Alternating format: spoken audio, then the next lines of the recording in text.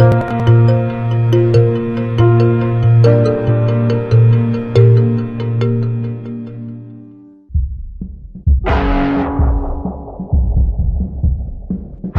computer hacker group Anonymous is claiming tonight that it took down the website of the Federal Appeals Court in San Francisco this afternoon.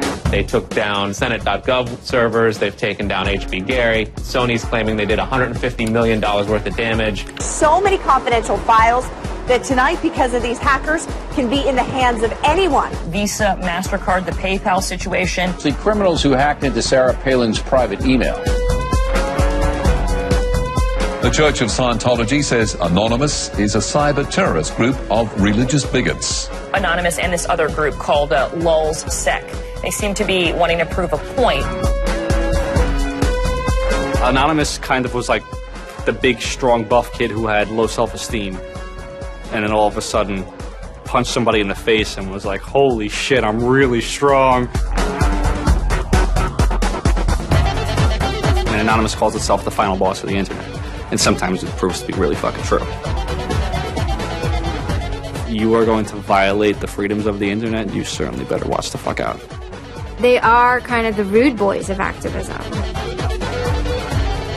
There's a real rough edge to them, which I think also is one reason why they garner so much love and hate from people, too. They represent a certain sort of chaotic freedom. Individual, young, nameless, faceless folks are having geopolitical impact. I mean, it's both exhilarating to realize that and terrifying to realize that. It kind of depends on how that power is wielded. We are Legion. Please do not forget. Expect us.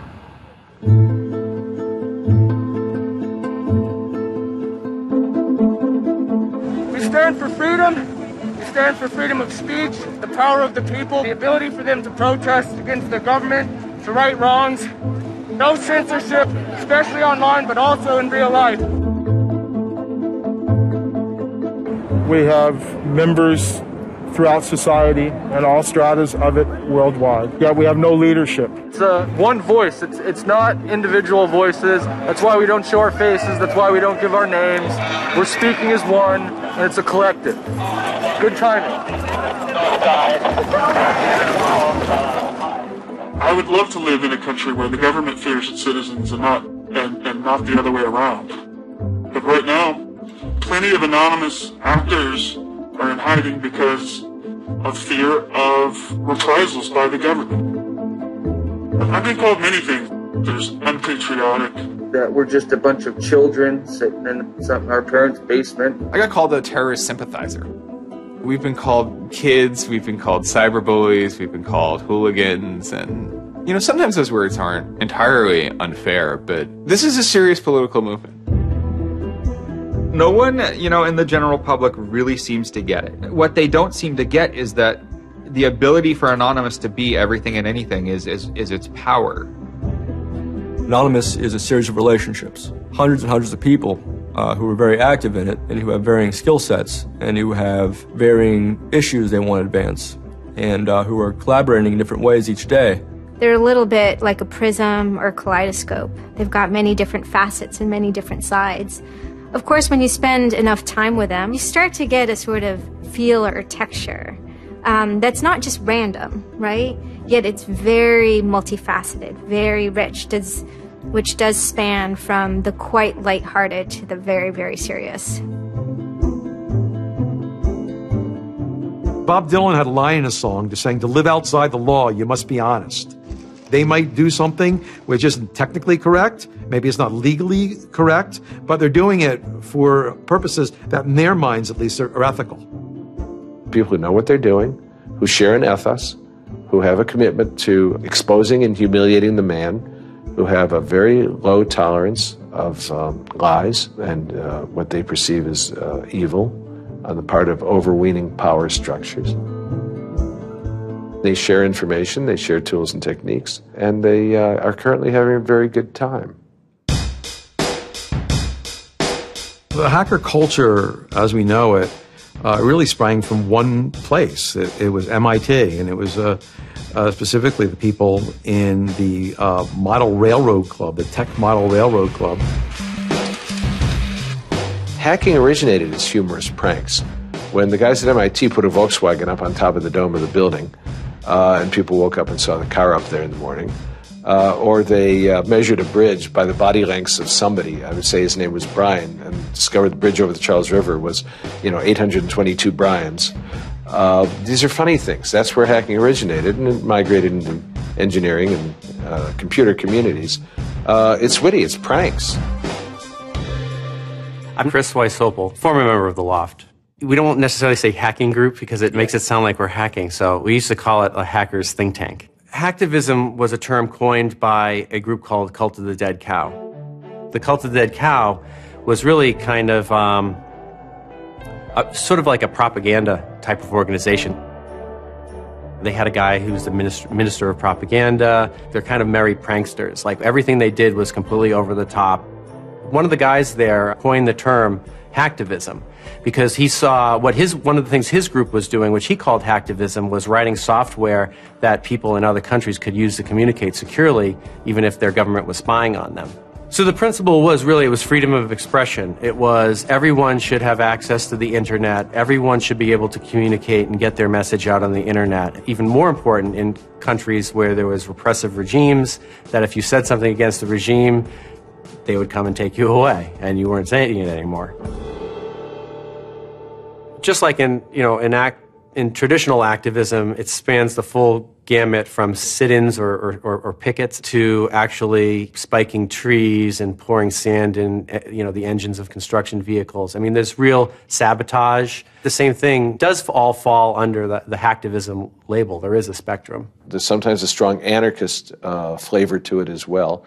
It's resistance to authority and those who would impose groupthink and group behavior on people, which was rightly perceived to be a consequence of the digital revolution as it was used by people in power to do hacking on behalf of righteousness and to redress the grievances of the world. Lance lowered Don Quixote on his horse, nag though she was, flying at the windmills of modern life.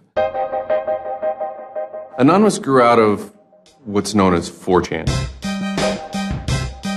And essentially this is just a website where people can upload images and you don't actually give your name. It's just sort of anonymous. When you look at 4chan, you're often surprised because it looks like a site from like 1995 or something.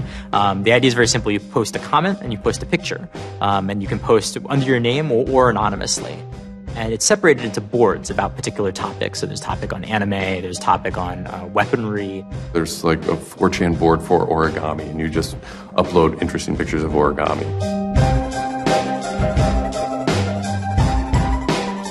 And then there was a group called the B board, which essentially was for like anything goes. The first time anybody goes on B, it's kind of an instant revulsion.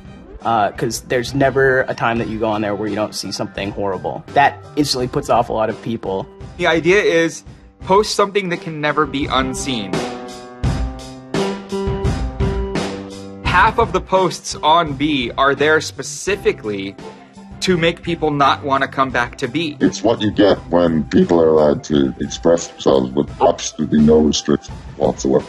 It's the kind of sum of human imagination, and people can get together and think together without any limits or parameters. It's the most vile, disgusting, and funny thing on the internet.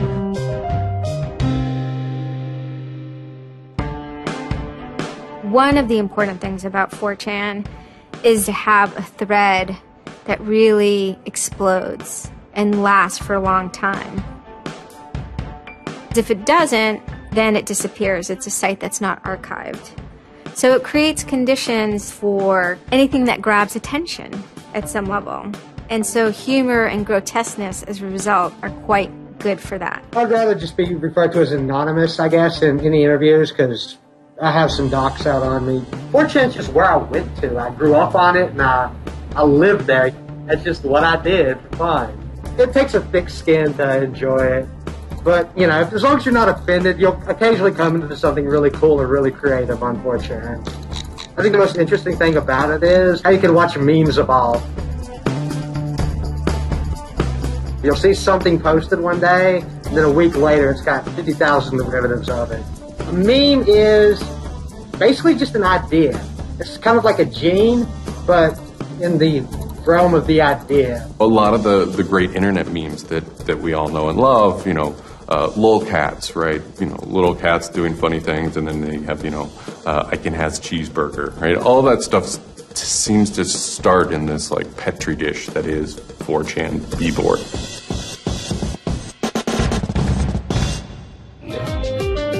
Say it publicly and your insane chocolate rain. Name any meme from the last about 6 years, and I'll bet you either in its first posting ever was on 4chan, or at least one of its earliest revisions that became what it was on 4chan. I can see the food situation is so we'll be on our way. It's basically the best breeding ground for internet culture, as far as I'm concerned. With your neighborhood insurance rates, chocolate rain. 4chan is also very known for acts of trolling. Trolling is a fucking art. Trolling is getting the person you're talking to get as pissed off as they possibly can, and for no reason except for your own enjoyment. Maybe you're trying to illustrate a point, but it's mostly for your own enjoyment. For them, it's funny that like people think the internet is serious business, and if people think the internet is serious business, it's a troll's job to make their life terrible. The idea of anonymous came initially as a joke. I mean, somebody suggested that what if the whole site, what if 4chan, what if B was just one person? And what if that's just one guy called Anonymous sitting somewhere, and you're just reading all these posts by one guy? And it kind of looks like that from the outsider's perspective. I mean, there's no way to tell the difference. It might as well be one guy. Fox News did a very famous segment about it. They call themselves anonymous. They are hackers on steroids, treating the web like a real-life video game, sacking websites, invading MySpace accounts, disrupting innocent people's lives. And if you fight back, watch out. Destroy. Die. Attack. Threats from a gang of computer hackers calling themselves Anonymous. I've had 7 different passwords, and they've got them all so far. Anonymous hacked his site and plastered it with gay sex pictures. His girlfriend left him. She thought that I was cheating on her with guys. As long as I can think back, Anonymous have done some pretty off-color things in the name of getting cheap laughs, you know. But, I mean, that's part of the culture. They get what they call lulz. Lulz is a corruption of LOL, which stands for laugh out loud. Anonymous gets big lulz from pulling random pranks. For example, messing with online children's games like Habbo Hotel. Habbo Hotel was this online community where you had an avatar and you walked around and talked to other people. It was kind of like an early version of, you know, World of Warcraft or Second Life or any of those virtual worlds. What the people on B did was invade Habbo Hotel, created, you know, thousands of avatars. They all had this one uniform of a black guy with a big afro wearing a black suit. And so there would be thousands of these people, black guys, black suit, you know, huge afro, walking around this world, and they would do things like form a swastika out of themselves. And I think that was a real landmark because it was when they were able to see that, you know, they can use their numbers to do something really interesting and really disruptive. So we blocked the entrance to their pool, and that just pissed them off so fucking much. It was fucking beautiful. That was fucking just wonderful. Wonderful times. Those kids love that pool. They love the shit out of their pool. The goal was actually to offend everyone, simply because the idea that we could offend you by drawing a little shape on the screen was stupid to the people involved in it. They were like, really? You're going to get that mad over us just drawing this on the screen? Wow, well, you need to refocus a little on life because this should not be upsetting you that much.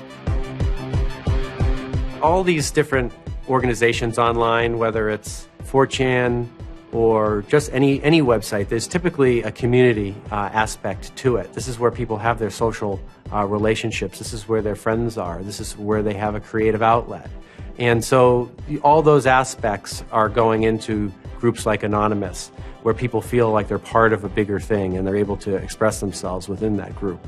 There were certain words, certain phrases, certain ways people respond to things, certain images that were posted that created a pattern, and that pattern was, I guess, the origin of what is now Anonymous. It's like Freemasons with a sense of humor, in so much as they have this common symbology, and one of their chief joys, which is kind of wrapped up in power and secrecy, was the fact that they could recognize each other by referencing these symbols, referencing these phrases. Over 9,000. It's over 9,000! I lost my iPod. Mudkips, anything involving mudkips. So you have this weird sort of international culture developing with people, across the world, wherever they may be. In late 06 and, into early 07, there's a bit of a sea change where instead of just posting a bunch of content or randomly saying we're going to go over to some website and post a bunch of dirty comments against someone, it becomes a little more organized. Welcome to the Hal Turner Show. They went after a guy named Hal Turner. I am being discriminated against because I'm white. Hal Turner was a neo-Nazi who was, big online and had a podcast. I think that the 14th Amendment was not ratified properly, and I think, therefore, it is still okay to have Negroes as slaves in America. The first time I heard about Hal Turner is he was knocking somebody on 4chan.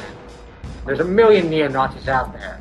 But he started picking on our dude, so we had to go to our dude's fucking defense, and it just so happened that he was a neo-Nazi, so that's a big reason that he's a fucking dickface. Who are you? Where are you calling from?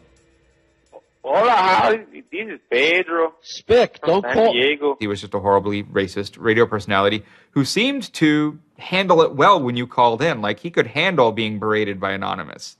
And that made it very interesting. It made it a bit of a challenge. It wasn't some guy who just either crumbled or stopped answering the phone. It was a guy who would yell back. Hal Turner wasn't the first, actual person that, Anonymous had caused trouble for, but the circumstances ended up being significant. They DDoS'd his website, stuff like that, costing him thousands of dollars, bandwidth fees. Denial of service has been around for a long, long time. The equivalent of if you, for some reason wanted to disrupt a bus service, right? You can hire 1,000 extras to all go and line up at the bus station, right, and get on the bus. And so that anyone who was really trying to get on the bus couldn't do it, right? It's as simple as that. When you stop trying to visit, website goes back up, no permanent damage.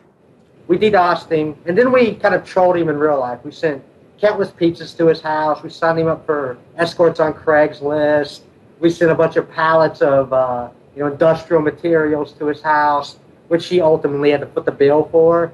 And basically, we destroyed his ability to pay for his radio show, and that took him off the internet.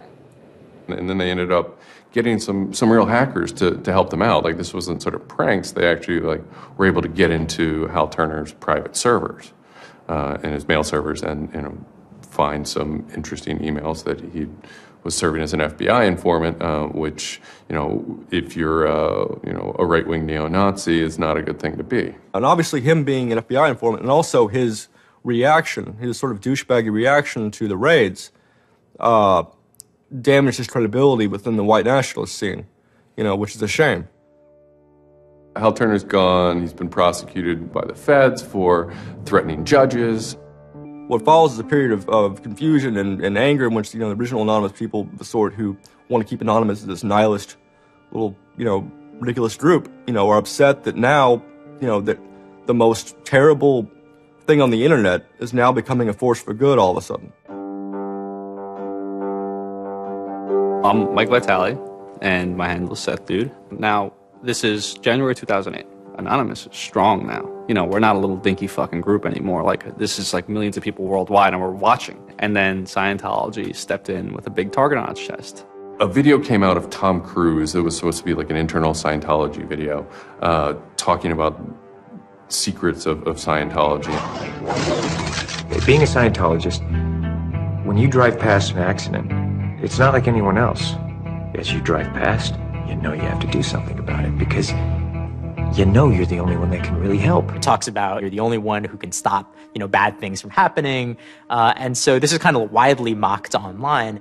It circulated like wildfire. Instantly, the Scientologists post a DMCA, Digital Millennium Copyright Act. And this is a way that if you own content, you can go to video sites, upload sites, and have your content pulled when someone uploads it illegally. Scientology's always at odds with the internet, always trying to legally bully people out of fucking them over on the internet. They always did that. And then here they are trying it again, but you know what? Anonymous saw that, and they said, oh, you guys just fucked around badly. Like, you're trying to censor our internet. Like, are you trying to take a joke away from Anonymous? Like, you don't do that. A few people on 4chan posted, hey, we should grab that video and post it on a few other sites. What followed was, this is a term called the Barbra Streisand effect. And this video, as they're attempting to suppress it, went everywhere. Like, everywhere you look on the internet, you were gonna stumble upon this video.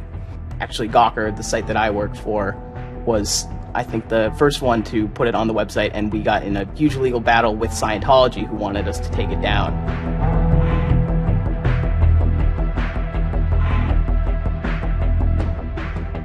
Scientology is an interesting target because in some ways it's the perfect inversion of what geeks and hackers value. At so many different levels: science fiction, intellectual property, discourses of freedom, science and technology. It's very proprietary. It's closed. And so in some ways, if you had something like a cultural inversion machine and you stuck geeks and hackers in there, you'd get something that looks a lot like Scientology. So it's quite offensive, and there's a real pleasure in attacking your perfect nemesis. And people who knew what Anonymous was to begin with were like, oh my God, Anonymous is going to go to war with Scientology. This should be really interesting. Especially because it's two weird-ass groups. I mean, I've been an Anon for a long fucking time. I know Anonymous is really strange. They're weird, and the stuff we like is weird, and it's really not mainstream at all. Now you have Scientology. Also really weird. A lot of crazy shit goes down. Anybody on the outside who's seeing this is going, let's watch these two retards fight. Like, both their pants are going to fall down, they're going to triple, and it's going to hurt everybody, and it's going to be hysterical. And then that's when 4chan kind of reared into action, really reared into action. And they started to troll the Church of Scientology. And this took the form of pranking the Dianetics hotline, ordering pizzas. I go to call them on the phone, and it's busy. And that's their main fucking Dianetics hotline. Their Dianetics 800 number, you can't get through because Anons have completely fucking clogged it. And just probably saying stupid shit. The whole idea was just you call them just to keep them on the phone. What's an Elron? How do I Dianetics my face? They were not expecting that, and they couldn't handle it. I'm Brian Mettenbrink.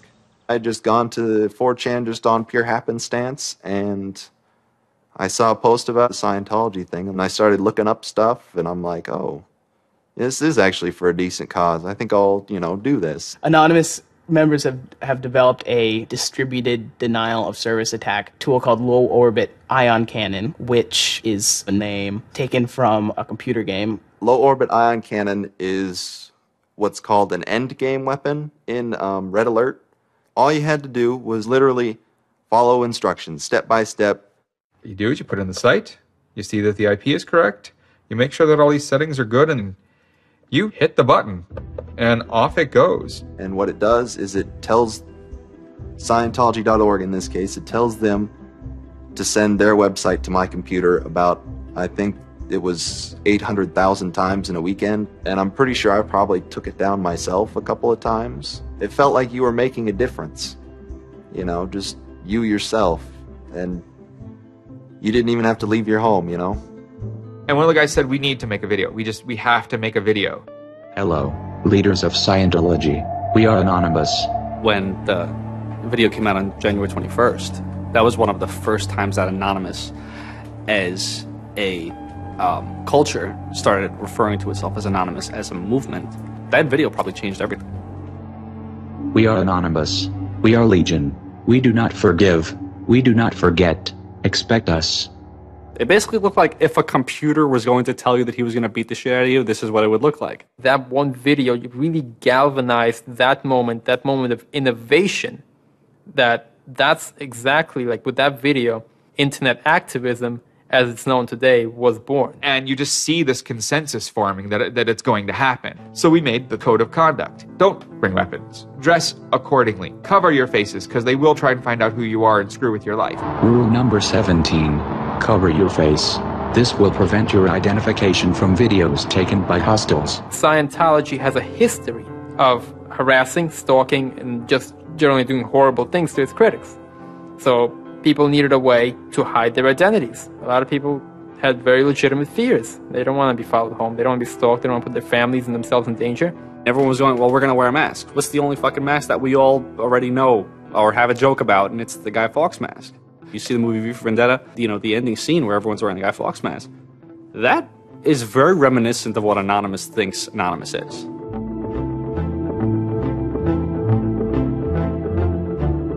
We wanted to represent anonymity in some way when it moved into real life.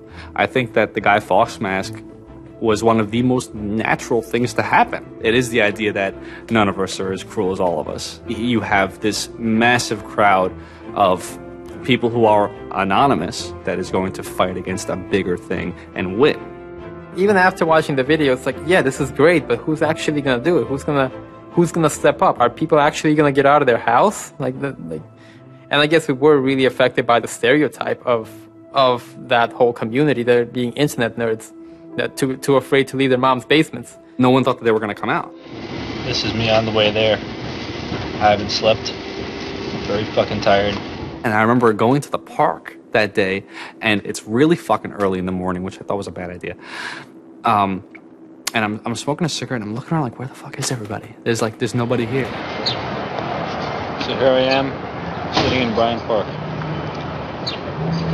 waiting for the other announce to show up. I remember thinking like, oh fuck, like, am I gonna be the only one in the park? Am I gonna walk to Scientology with fucking 6 or 7 people? Which totally defeats the entire purpose of this, because now they could single me out, Then I get up and I start walking around, and I see there's a lot of green balloons over there for some reason. On the other side of the park, there was like fucking 200 people. There was Guy Fawkes masks everywhere, and I'm like, holy shit, this is huge. There's a fucking lot of us. That's pretty good. I had no idea how many Anons there were until we started moving. And it just fucking got bigger. I remember walking through Times Square, and everybody in Times Square was an Anon. This is like a fucking 1,000-person per fucking minute foot traffic area. And everywhere I'm looking, I'm seeing fucking Anon symbols.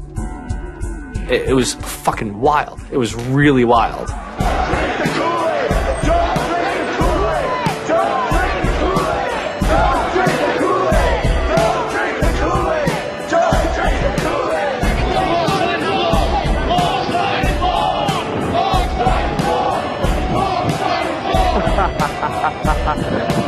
This is our fucking race. Hell yeah! So we start getting numbers in. And Sydney. We're thinking that it's going to be 50 people. And before 10 a.m., before even time, there's already 50 people there. And there's still streams of people walking down the streets. A couple hours into it, because I didn't go to bed until 1 in the morning, you're looking at Sydney as, wow, there's 250 people in Sydney. The cops are estimating higher than that for their reports. What just happened? Adelaide, Perth, and Melbourne happened. And, over 200 at each of them. We nearly broke 1,000 leaving Australia. Now, the next protest was Tel Aviv, which had actually gotten its first Scientology building right before this. There were Palestinians and Israelis at this protest, both holding their flags, and at one point they actually switched flags and held up each other's flags and whatnot. It was awesome to see. I call our guy in London, Britanon, and I say, hey, what's going on there? And he's like, did you just get out of bed? I said, yeah, I haven't even turned on the computer. I just figured I'd call you. And he said, we've got 600 people, and the cops are really, really mad at me. All the major cities were having hundreds of people come out. It was massive. Clearwater had like 300 people. I don't think anyone beat out LA. I think LA had over 1,000 people. We are Legion! We are Legion! The thing that happened was something completely different, and hundreds of people from every city just swarmed the streets. It was kind of overwhelming, a little even scary, but scary in a good way. Soon, we're at around the 10,000 mark, and we were joking the whole time, over 9,000, one of those memes. It was too surreal. It was not believable. You go by what name? We are Anonymous. It was very empowering, especially after people saw the thousands of people showing up. This was it. We owned the world at that point. We all met each other. The idea of an Anon is you're fucking alone until you get to 4chan, and then these people all think like you, And all of a sudden, you're not alone. You are with fucking 500 others, they all know the same jokes as you. They all clearly have similar interests as you. Here's your culture. You meet your own people finally. It's perhaps a little surprising. It's not just preteens or teenagers. There's a far more even mix of males and females than you would imagine otherwise. And there were a lot of these so-called guys who weren't socially good. They were very awkward. They still lived at home at 23, half of them virgins. And I'll tell you, the amount of those people who got laid from these protests happening is in the thousands that would not have for years probably. That's why those protests were so important. It was a chance to finally meet other people that were previously anonymous and unknown, and hence it was the moment of the end of their anonymity. Scientology, they kind of fought back, so to speak. They posted stuff online. While claiming they are peaceful, in less than 3 weeks, anonymous members made or encouraged 8,139 harassing or threatening phone calls, 3.6 million malicious emails, 141 million hits against church websites, 10 acts of vandalism, 22 bomb threats, and 8 death threats against members and officials of the Church of Scientology. They wanted to find me. They did. They hired PIs. They started taking pictures of us, threatening to sue us. I did the whole low-orbit ion cannon stuff, and then I pretty much just went about my life after that for, I think it's 6 months, and then the FBI showed up here at my parents' house. 2 men got out of the car and took their jackets off and laid their guns on the front seat and came up to ask us if Brian was home and explained that they were the FBI and they were looking for Brian, and I've never been so scared. I did the second most damage is what Scientology said. I sent the second most out of everybody. So I got the maximum for my category, which was 1 year in prison and 1 year supervised release. I think, the way I feel is for what I did was one of the most, lopsided punishments I've ever, read about or heard of. Yeah, I think it's ridiculous, especially the year supervised release where I can't touch a computer for a year. I'm not sure what that's supposed to solve, except make my life difficult. So that computer behind me back there, I could go back to prison if I went over and touched it. I'm very proud of what he did. He stood up for what he believed in. I never would even dream of hurting anybody. It's just not me.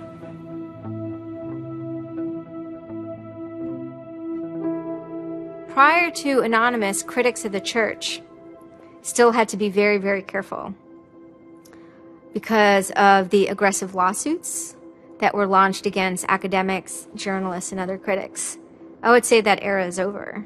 And Anonymous, more than any other sort of intervention, is probably responsible for that change. This actually caused a decent rift in Anonymous. There was one big group, significant group of people who would say, this Chanology stuff, it's cancer, it's awful, it's bad, it's just bringing attention to us that we don't want. One Anon said it well once. There is no leader. Their ops have momentary leaders, de facto leaders. Almost through meritocracy, there's more respected or more persistent participants. Some people participate in a single operation and are never heard from again. It might even be a housewife who just, agrees with that political statement or that protest. I like to describe this with the picture of a bird swarm.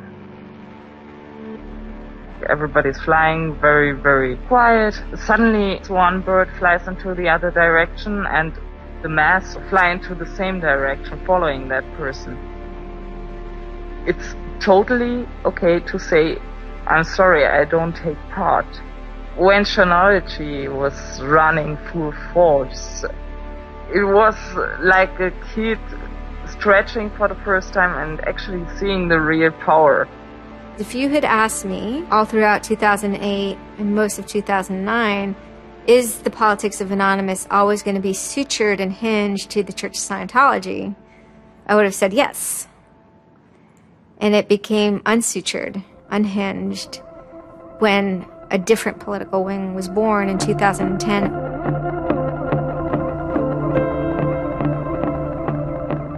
It is our task to find secret, abusive plans and expose them where they can be opposed before they are implemented. The interesting thing about someone like Assange is that he actually also sprang from a hacker culture. It's a mentality of spreading information. Julian was Mendax. He was the greatest hacker that ever walked the face of the earth when I was a kid. I mean, they rumored he could move satellites around in space by hacking into NASA. Maybe it never happened, but it was a myth that kept young kids like me wanting to plug a computer into a modem and see if I can move some satellites around. WikiLeaks is an instantiation of the hacker ethos. Truth wants to be free, and we want to liberate it. WikiLeaks released a huge trove of diplomatic cables. There was a lot of controversy from every quarter of society.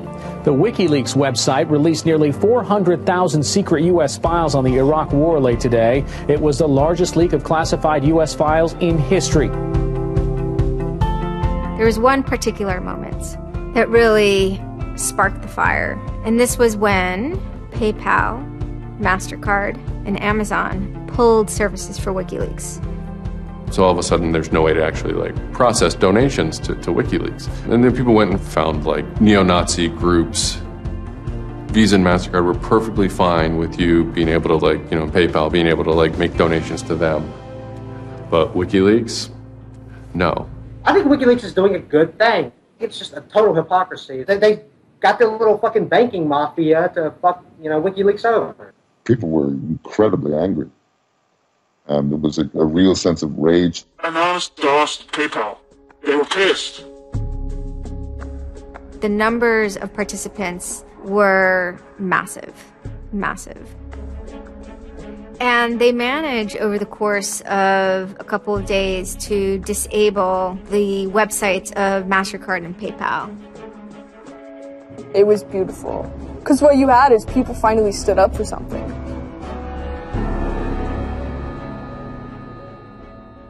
My name's Pete Fine. You can call me an internaut or a hacktivist. Telecomics is an ad hoc cluster of volunteer net activists who have spent much of the last year trying to keep the internet running in the Middle East. In kind of the lead up to the Egyptian revolution, we would tweet on people's behalf. We would get people from Egypt who were unable to access Twitter on their own on our IRC network, and we would take reports from them and tweet them out using our account to kind of help them get the word out about what they were experiencing. Some of this shit is personal. And one of the things about the movement as a whole, when Egypt rolled around, is that Egypt broke us emotionally. Watching in real time with live feeds that we helped set up, Egyptians get massacred with machine guns. It was different, and I have never in cyber activism wept before. It's never bothered me like that. It's never been able to touch me the way Egypt touched me. And then January 27th, January 28th rolls around, and the Egyptian government starts shutting down the internet. I mean, just for the whole country. The whole country. There's this fantastic traffic graph that you can see the traffic coming out of Egypt, and it looks like, like this, and it goes like that. Just totally stops. And we were just shocked. And we were just like, what the fuck? Like, what the fuck? To think that a country would completely cut itself off as much as it was able to from the outside world was pretty unthinkable. We know bad things go on in the dark places. That's the kind of thing that could start riots.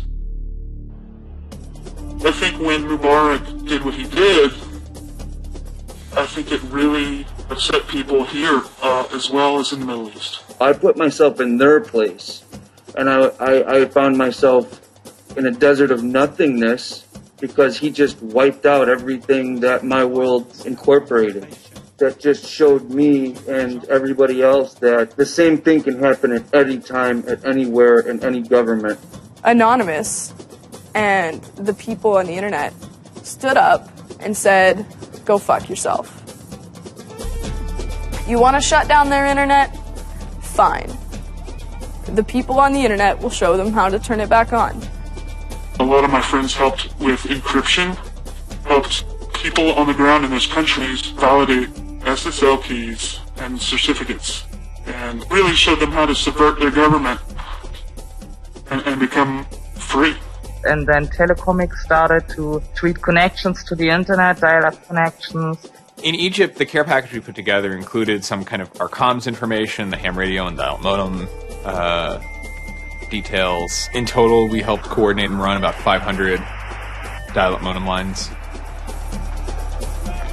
We also Googled up treatments for tear gas and other kind of basic medical treatment and found folks who could translate that into Arabic. Sort of put this together in a nice one-page PDF and fax, and off it goes. President Hosni Mubarak has decided to step down from the office of President of the Republic.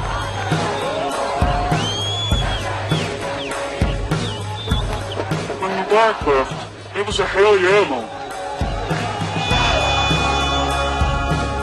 People can rise up. People can make a change. And I think for a lot of people in America, it was the first time they had seen people rise up and take down their government and say, we're sick of this shit.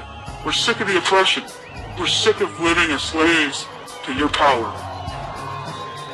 We had Egyptians come thank us as we're doing this stuff, and I said to them, like, look, you guys just get our back if stuff goes down here.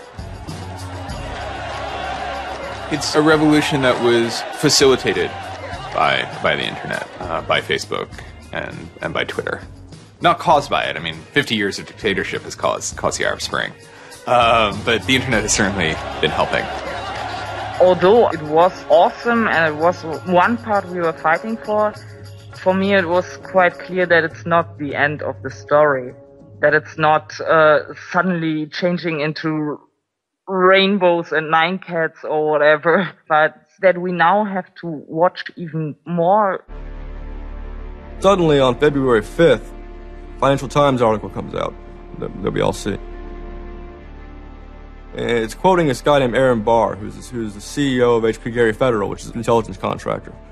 And Aaron Barr is telling his Financial Times journalist, Joseph Min, that he's been secretly monitoring the AnonOps server where all this is going on, and has done so for several weeks, and using his own custom brand of information operations techniques, has managed to identify the alleged leadership of Anonymous, including 25, quote, lieutenants, unquote, some sort. We have to see this document. Everyone wants to know. We don't need to destroy him. We don't need to destroy his company. So they get it. It was unbelievably easy to get into that network. Now, to put that in hacker terms, Anonymous is a hornet's nest.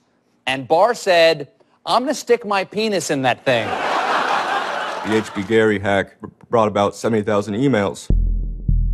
Probably the most important ones had to do with a proposal that HB Gary had already formulated. It was packaged up as a nice PowerPoint presentation. Kind of act as privatized agent provocateurs, where they were going to discredit WikiLeaks.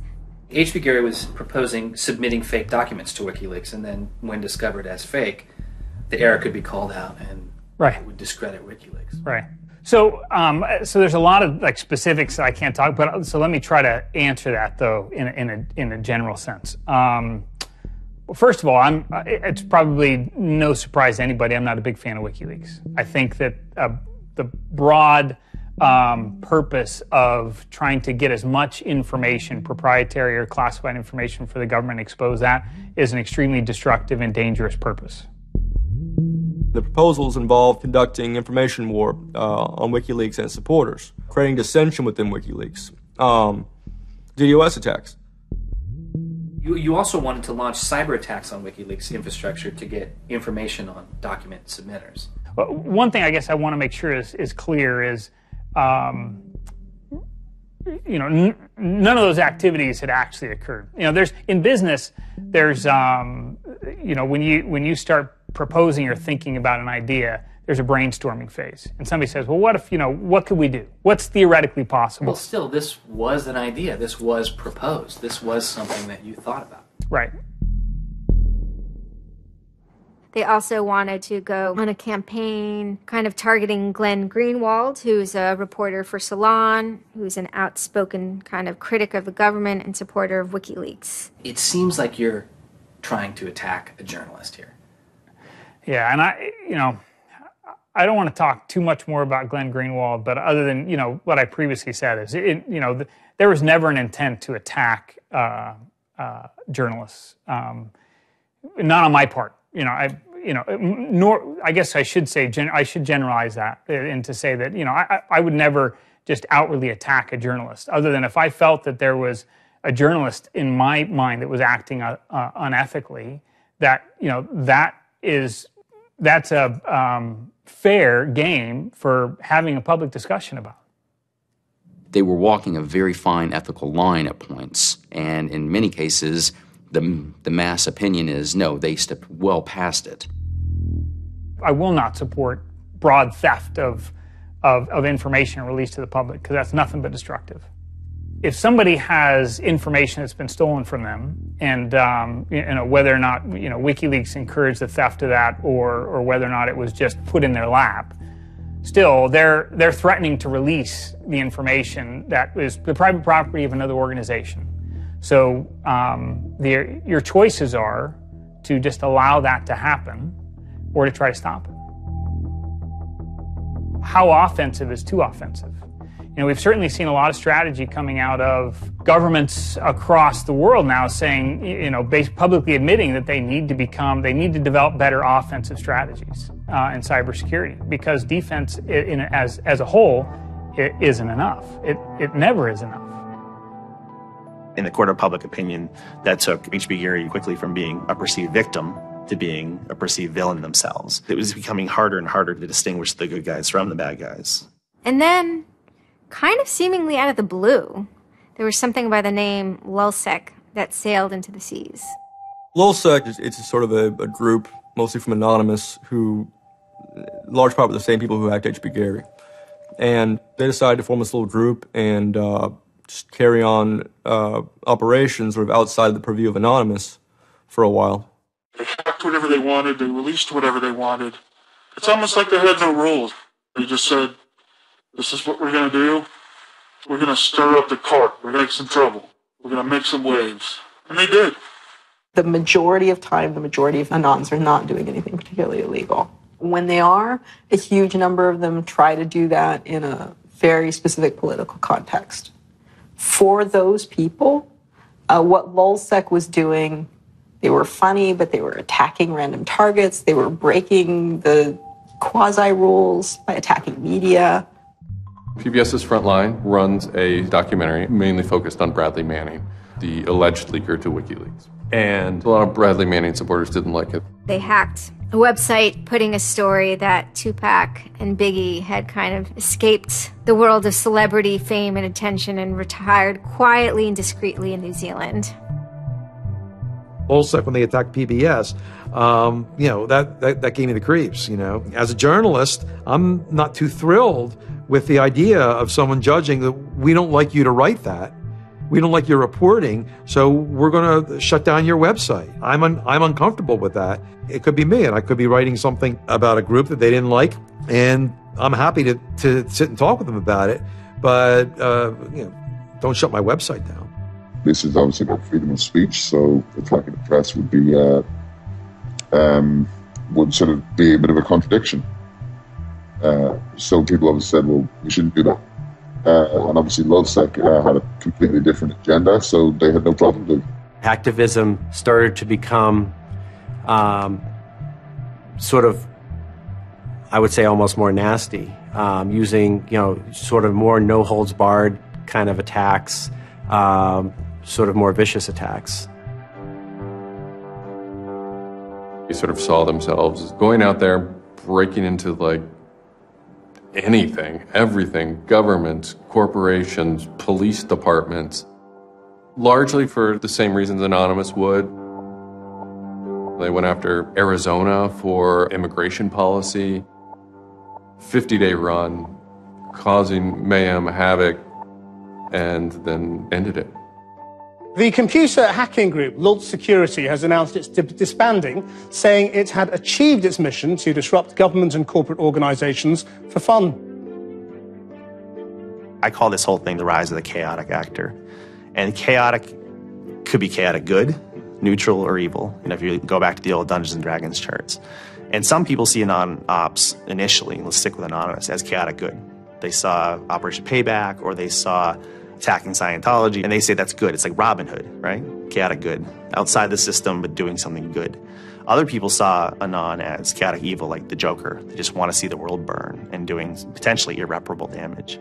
And the truth is, yes, it's the entire column of chaotic.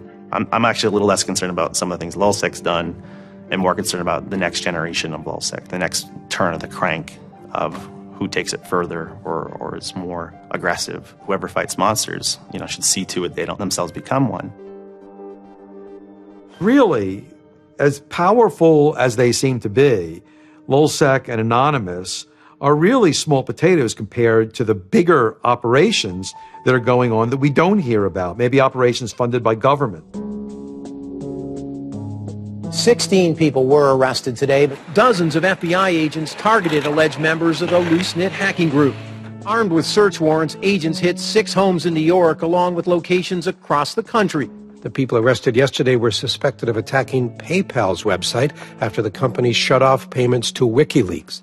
Defenders of the hackers say they're merely engaged in civil protest, but FBI officials worry the disruptive cyber attacks could move in a more dangerous direction. So the FBI shows up at 6 in the morning, and it was really obnoxious. And I remember being frustrated and angry because there was nothing that I had done that would have justified an FBI search warrant. They came and guns blazing and all this other good stuff, busted down the door. I immediately just dropped down on the floor, 180, didn't want nothing. I wasn't trying to fight nobody. Even if you accept what the government is saying is true, what is important is that people are participating in the process. It is very much the process. It is sitting in an encounter in Selma, Alabama. 500 Freedom Riders refusing to allow people to go and sit in at a segregated lunch counter. They write books about that stuff.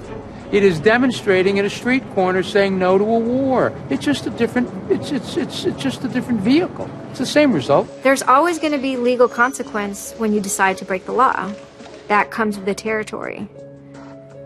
And it would be naive not to expect that. The question is whether the punishment will be proportional to the crime.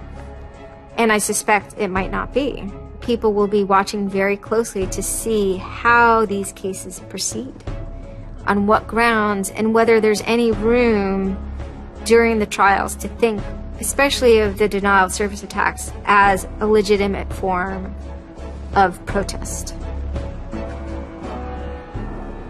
So much of our lives are now configured, at least in part, on the internet. So we better start thinking about how we claim parts of the internet as spaces that we can also protest in. There is a certain online culture that believes in certain values, like freedom of expression. They're against corruption. They're against governments controlling their citizens. And when they see those values harmed in some way by some organization, the hacktivists strike back. I don't think this whole issue is a technical hacking thing. This is more about human philosophy and psychology. What's motivating us? Why is there so much unrest or disenfranchisement or anger that would lead people to want to take matters in their own hands and join these? Whether you think it's bad or not is irrelevant. It's not going away. The part of me that likes the ability to have rapid destabilization and change loves this. The part that knows how powerful it is means it's a force multiplier for good or for evil.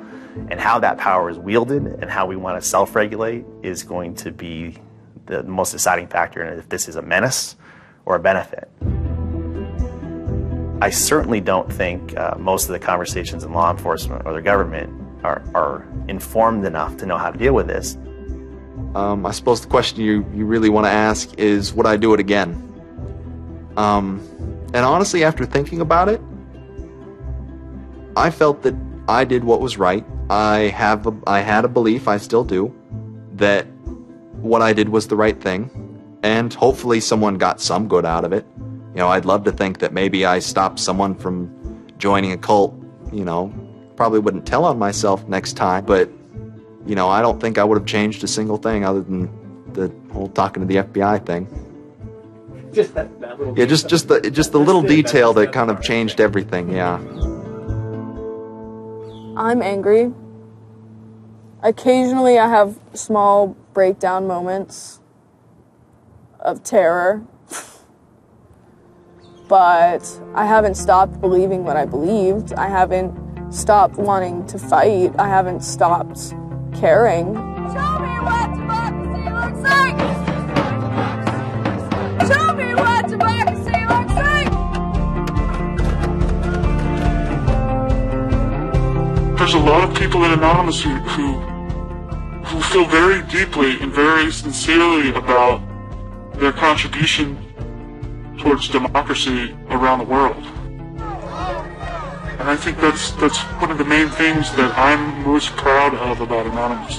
There are things that I'm not proud of about Anonymous, but we stand against censorship and we stand against oppressive governments, even our own.